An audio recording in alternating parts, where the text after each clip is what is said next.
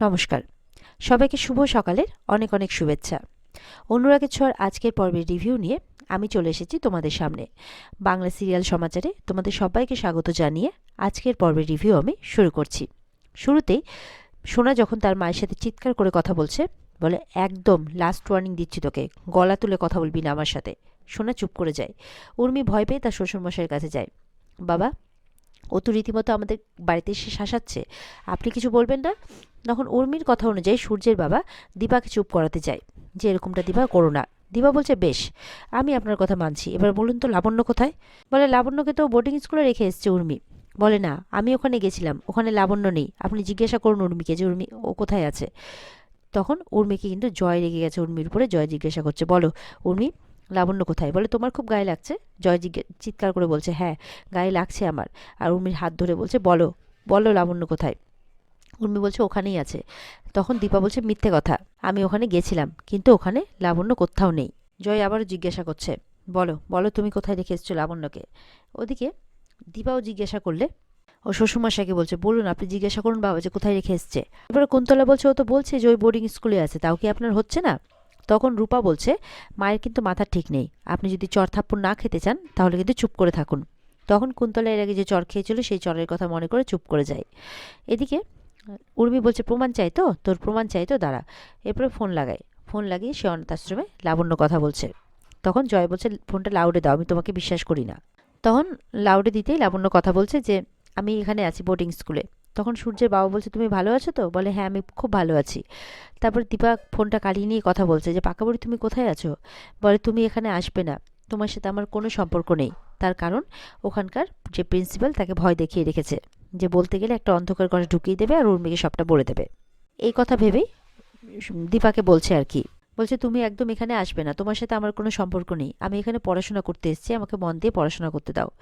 বলে ফোনটা কেটে দেয়। দীপা তো চিন্তায় পড়ে যায়, বাড়ির সবাইও।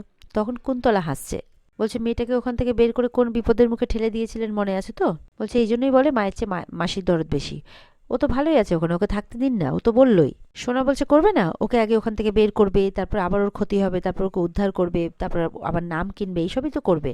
তখন দীপা বলছে, অসভ্যতা করার জায়গা বাস না, এক চড় মারবো, চিৎকার করে বলছে সোনাকে। সোনা তখন চুপ করে যায়। সূর্য বলছে যে এতদিন আমি আপনার সাথে যে ব্যবহার করতাম, আমি মনে করতাম যে আমি হয়তো খারাপ করেছি, কিন্তু না, এখন আমি মনে করছি যে আমি একদম ঠিক কাজ করেছি। আপনি কে? হ্যাঁ, সবসময় এই বাড়িতে উঠে চলে আসছেন, আপনি কে হন আমার? এত অধিকার, এত কর্তব্য, এত কিছু দেখানোর চেষ্টা করছেন, আপনি কে হন? হু আর ইউ? আর এত লাবণ্য লাবণ্য লাবণ্য করছেন, লাবণ্যরই বা কে হন আপনি? তখন দীপা কিন্তু প্রচণ্ড রেগে গেছে। দীপা বলছে, আমি কে হই? আমি আপনার স্ত্রী দীপা সেনগুপ্ত। আর লাবণ্য, লাবণ্য আমার আর আপনার মেয়ে। তখন তো সূর্যের আবছা আবছা সেই দীপার কথা মনে পড়ছে। বলছে, আপনি আমার স্ত্রী? না, এটা হতে পারে না। আমার স্ত্রী তো মাথায় মোটা করে সিঁদুর পরতো, কানের পাশে ফুল থাকতো, কপালে টিপ থাকতো, হাতে শাঁখাপলা থাকতো, কিন্তু কই, আপনার তো এরকম কোনোটাই নেই। আপনি আমার স্ত্রী নন। বলে হ্যাঁ, আমার স্বামী স্ত্রী। দীপা বলছে, বলে দাঁড়ান, আমি এক্ষুনি তাহলে প্রমাণ করে দেবো, দাঁড়ান। এই বলে ভেতর থেকে সিঁদুর আনতে গেছে। আর তার মাঝখানে সোনা তো আবার তার অসভ্যতামি শুরু করেছে। নাটক হচ্ছে এখানে, নাটক। দাদুভাই তুমি কিছু বলবে না, এখানে নাটক হচ্ছে। তখন দেখা যাচ্ছে সূর্য সিঁদুর নিয়ে আসে। বলে এক্ষুনি আমি আপনাকে এই সিঁদুরটা পরিয়ে দেবো, তাহলে আমি বুঝতে পারবো আপনি দীপা না অন্য কেউ। তখন যে সিঁদুরটা পরতে যাচ্ছে, সূর্যের বাবা আসে, যে সূর্য থাম, কি করছিস তুই? দীপাকে বলছে, তুমি কি সব কিছু শেষ না করে ছাড়বে না? দীপা বলছে, আমি এরকমটা কিছুই চাইনি, আমি শুধু ওনাকে মনে করাতে চাইছি যে আমি ওনার স্ত্রী, আমি ওনার দীপা। তার কারণ না হলে সংসারটা ভেসে যাবে। বলছে, আমি তোমাকে কাছে হাত জোর করে বলছি, আমার ছেলেটাকে আর শেষ করে দিও না। এবার সূর্য বলছে তার বাবাকে যে উনি কি বলছেন, তোমরা সবাই ওকে দীপা দীপা বলে কেন ডাকছো? সূর্যের কাকিয়া উল্টোপাল্টা কথা বলছে, সংসারটাকে আর শেষ না করে তুমি ছাড়বে না? না, সব শেষ তো করেই দিয়েছো, আর যেটা যেটুকু বেঁচে আছে সেটুকুও শেষ করবে। তখন সূর্য বলছে, কেন ওকে দীপা দীপা বলে ডাকছো তোমরা, কেন? ও আমার স্ত্রী নয়, ও আমার কেউ নয়, নাথিং। এভাবে বলছে আর কেমন করছে। তখন সবাই মিলে আবার সূর্যকে সামলাচ্ছে। আর দীপার কাছে আবার হাত জোর করে সূর্যের বাবা এসছে যে তুমি আর সংসারটাকে শেষ করে দিও না।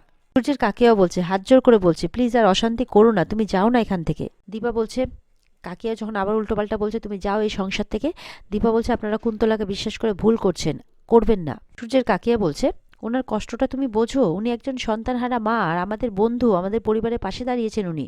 দীপা বলছে, না, এটা হতে পারে না। ওদিকে সূর্য কেমন করছে, সূর্যের অবস্থা দেখে দীপা বলছে আমি এটা চাইনি, আমি চাইনি এটা। এই বলে কাঁদতে কাঁদতে চলে যায় আর বেরিয়ে মন্দিরে যায়। দীপা মন্দিরে গিয়ে বলছে আমি আর পারছি না মা, আমি হেরে গেছি, আমি সত্যি আর পারছি না, আর কত কষ্ট আমাকে সহ্য করতে হবে। পুরোহিত জেঠু আসে, কি হয়েছে মা? বলছে আমি হেরে গেছি, আর আমি পারছি না। তখন পুরোহিত জেঠু হো হো করে হেসে ওঠে, বলে আপনি হাসছেন? বলে তুই এই কথাটা বলছিস? জীবনে এত কিছু সহ্য করার পর তুই এই কথাটা বলছিস? দেখ মাকে, মা প্রয়োজনে কালির রূপও ধরেছেন, কিন্তু ওনার স্বামীকে ছেড়ে যাননি কখনো। বলে আমিও ছেড়ে যেতে চাই না, কিন্তু আমি কি করব? বলে কেন? মা তো যখন প্রয়োজন পড়েছে তখন মা কালী রূপ ধরেছেন, তোকেও আসতে হবে, তুই কষ্ট পাচ্ছিস কেন? তুই মা কালী রূপে কিংবা মা দুর্গা রূপে তোর জীবনের লড়াই তোকে চালিয়ে যেতে হবে, তোর শত্রুদের বিনাশ তোকে করতেই হবে। তখন দীপা বলছে হ্যাঁ, আমি অবশ্যই লড়বো। এবার সবাই দেখবে যে দীপা সেনগুপ্ত ভালোর ভালো আর খারাপের কতটা খারাপ। এদিকে সোনা বলছে যে আমি কিছুতেই ওই মহিলাকে আমার মা বলে মানবো না, কিছুতেই না। সূর্য ওঠে, বলে তোমরা সবাই বারবার করে ওকে আমার স্ত্রী মানে ও যখনই বাড়িতে আসে আমার উপরে দাবি করে ও নাকি আমার স্ত্রী। আমি এসব কি, আমি কিছু বুঝতে পারছি না। সোনা বলছে দেখো, কোথায় আমাকে নিয়ে ভাববে, সেই মহিলাকে নিয়ে ভাবছে। উর্মি তেড়ে গেছে এবার জয়ের দিকে, তুমি আমাকে কি করে সন্দেহ করলে? এত সাহস কি করে হলো তোমার? বলছে তুমি খুব একটা ধোয়া তুলসী পাতা তো তুমি নও, সন্দেহ করা তো যথেষ্ট কারণ আছে। সূর্যের বাবা বলছে তোমরা থামবে। এদিকে সোনা বলছে এই সব কিছু হচ্ছে দীপা সেনগুপ্তের জন্যে। তখন উর্মি বলছে তুমি কি কি প্রমাণ করতে চাও যে আমি শয়তান? তুমি নিজেকে সাধু পুরুষ বলছো, আমাকে ধোয়া তুলসী পাতা বলছো না? তাহলে তুমি তো আমার সাথে বিশ্বাসঘাতকতা করেছো, তারপরেও তুমি এত বড় বড় কথা বলছো কি করে? আচ্ছা, সব থেকে ভালো হয় তুমি না আমাকে ডিভোর্স দাও, আমি মুক্তি চাই এবার। তখন সূর্যের কাকিয়া বলছে কি বলছো তুমি উর্মি, এসব কেন বলছো? এসব তোমরা যদি করো তাহলে তো ওই দীপাই জিতে যাবে। এদিকে উর্মি জয়কে উল্টোপাল্টা কথা বললে দীপ এগিয়ে এসছে যে বাবা তো তোমাকে সরি বলেছে, তাও কেন এরকম করছো বাবার সাথে? সূর্য বলছে আমি এসব আর নিতে পারছি না, প্লিজ প্লিজ এবার তোমরা থামো। এদিকে এবার সূর্যের দিদি এসছে ভাই ভাই করতে করতে, বলে কিসের ভাই, কোন ভাই, কে আপনি? বলছে আপনাকে দীপা সেনগুপ্ত পাঠিয়েছে না, আপনি যান প্লিজ যান, আর ঘাটবেন না ব্যাপারটাকে, আপনি এখান থেকে যান। এদিকে উর্মি সূর্যকে বলছে যে দাদা আপনি শান্ত হন, আমি আপনাকে ডায়েরি এনে দিচ্ছি, সেই ডায়েরিতে আপনি লিখে রাখুন যে দীপা সেনগুপ্ত একটা বিষ। আবার কিন্তু দীপ লক্ষ্য করছে। আর এদিকে সূর্যের দিদি মনে মনে বলছে কি ব্যাপার, উর্মি এতটা গার্ড করছে কেন সূর্যকে? ব্যাপারটা তো আমার নর্মাল বলে মনে হচ্ছে না। উর্মি ডায়েরি আনতে চলে যায়, আর দীপাকে নিয়ে সূর্য কিন্তু উল্টোপাল্টা বলতে থাকে যে দীপা সেনগুপ্ত সত্যি বিষ, আই হেট ইউ, এরমভাবে বলছে। এরপরে পরের দিন হয়ে গেছে, এবার সূর্যকে অফিস যেতে বলেছে জয়। সূর্য রেডি হয়ে এসেছে। সূর্য বলছে আমাকে অফিস যেতে হবে যে?